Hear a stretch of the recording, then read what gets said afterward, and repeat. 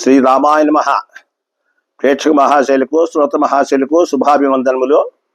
మనము ఈ ఎపిసోడ్ నందు కుజదోషము పరిహారాల గురించి మరొకసారి తెలుసుకుందాం. కుజదోషము అంటే ఏమనేది ముందు ఒక్కసారి తెలుసుకుందాం. ఇక్కడ జాతకాలలో అట్లా స్త్రీ జాతకం కావచ్చు లేదా పురుష జాతకం కావచ్చు, రెండిట్లోనూ మనము చూసేటప్పుడు దీంట్లో కుజదోషం ఎట్లా ఉంటుంది అనేది మొదటి చెప్పాడు. ధనే వ్యయేచ పాతాళే జామిత్రేచ అష్టమే కుజే స్త్రీణాం భర్త వినాశనం షాద్ భార్యాయాం అన్నాడు. స్త్రీణాం భార్యాయాం అన్నాడు. కాబట్టి ఇక్కడ 2, 4, 7, 8 ఈ స్థానములందు ఈ లగ్నం నుండి కానీ లేదా చంద్రుడి నుండి కానీ లేదా శుక్రుడి నుండి కానీ కుజుడు ఉంటే ఆ జాతకానికి కుజదోషం ఉంటుంది అని శాస్త్రం ఇచ్చినాడు.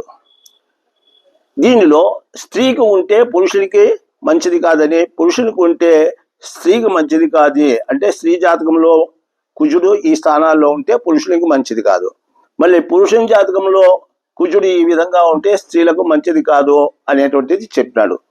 చెప్పుతూ దానికి మళ్ళీ నివృత్తులు చెప్పినాడు, పరిహారాలు చెప్పినాడు.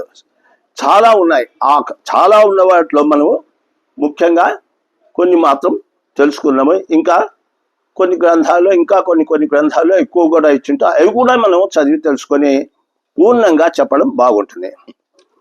ఈ కుజదోష విచారంలో ఇక్కడ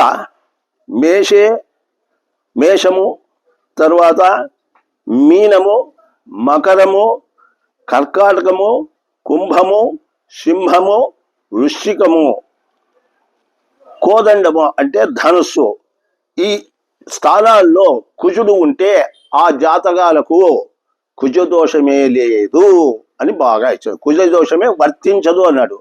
మీనే మేషే మకరే కటకే కోదండే చవసన్ భౌమః కుజదోషో న విద్యతే అన్నది. అందుకే మళ్ళా చూసేటప్పుడు ఈ రాసుల్లో కుజుడు అంటే ఆ జాతకానికి కుజదోషం అని వెంటనే మనం చెప్పవచ్చు అనమాట. ఒకవేళ లగ్నం నుండి 4వ ఇంట్లో ఉన్నప్పటికీ కూడా ఈ రాశుల్లో అయితే తప్పకుండా ఆ జాతకానికి కుజదోషం లేదని చెప్పవలసి వస్తుందట.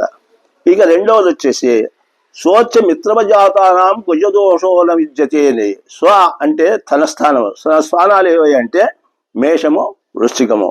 మిత్రస్థానాలు ఏవై అంటే మిత్రులు వచ్చేసేసి సింహము, తర్వాత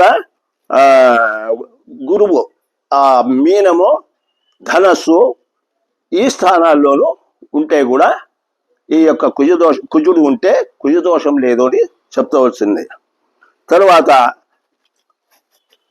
ఇక్కడ 2వ ఇంట్లో కుజుడు ఉన్న దోషము మిథున లగ్న రాశి వాళ్ళకు ఉండదు అనమాట. మిథున రాశి వాళ్ళకు ఉండదు. మళ్ళా 4వ స్థానంలో ఉండేటువంటిది మేష, వృశ్చిక రాశులకు ఉండదు. 7వ స్థానంలో ఉండేటువంటిది మకర, కర్కాటక రాశులకు ఉండదు. ఇక 8వ స్థానంలో ఉండేటువంటి దోషము ధనస్సు, మీన రాశుల వరకు వర్తించదన్నమాట. ఇక 12వ ఇంట్లో ఉండేటువంటి యొక్క కుజదోషం అనేది వృషభము, తర్వాత తుల ఈ రాశి వాళ్లకు వర్తించదు. ఇంతేకాకుండా గురువు కానీ గురు చంద్ర బుధైర్యుక్త ఈక్షుజోవాపి భూమిజ కుజదోషో న విద్యతే అనేది. గురువు కానీ బుధుడు కానీ చంద్రుడు కానీ ఈ కుజుణ్ణి చూసినట్లయితే అటువంటి జాతకాలకు కుజదోషమే ఉండదు అని కూడా ఉంది. ఇన్ని రకాలు ఉంది. ఇంతేకాదు ఇంకా శని చూచినా కూడా ఈ కుజదోషం అనేది వర్తించదు అని. కాబట్టి ఇవన్నీ పోను మనకు మిగిలేది 1, 2 స్థానాలు మాత్రమే మిగులుతాయి. కాబట్టి మనము ఈ యొక్క కుజదోష విచారాన్ని గురించి చెప్పేటప్పుడు మాత్రము చాలా చాలా ఆలోచించేసి చెప్పాల్సింది. ఇంకా కొన్ని ఉన్నాయి. కొన్ని నక్షత్రాల్లో పుట్టిన వాళ్ళకు కూడా కుజదోషం వర్తించదు ఉంది. అశ్విని, మఖ, మూల, ఆశ్లేష, పుబ్బ 1, 3 పాదాలు, ఉత్తర 1వ పాదము, శతభిష, కృత్తిక ఈ నక్షత్రంలో చిన్నటువంటి వాళ్లకు కుజదోషమే లేదు అని ఉంటుంది.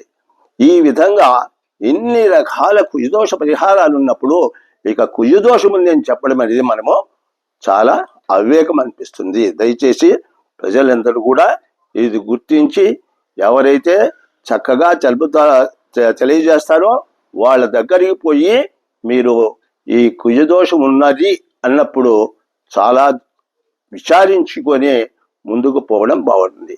ఇన్ని దోషాలు పరిహారం ఉన్నప్పుడు ఇక జాతకాలకు కుజదోషం ఎక్కడుంటుందో మనము ఆలోచన చేయాల్సి వస్తుంది.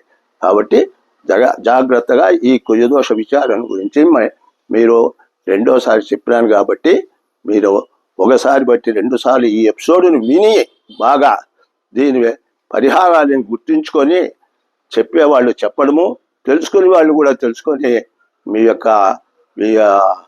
పిల్లల యొక్క వివాహ విషయాల్లో మీరు మంచిగా ముందుకు పోతారని ఆశిస్తున్నారు. ఓం స్వస్తి.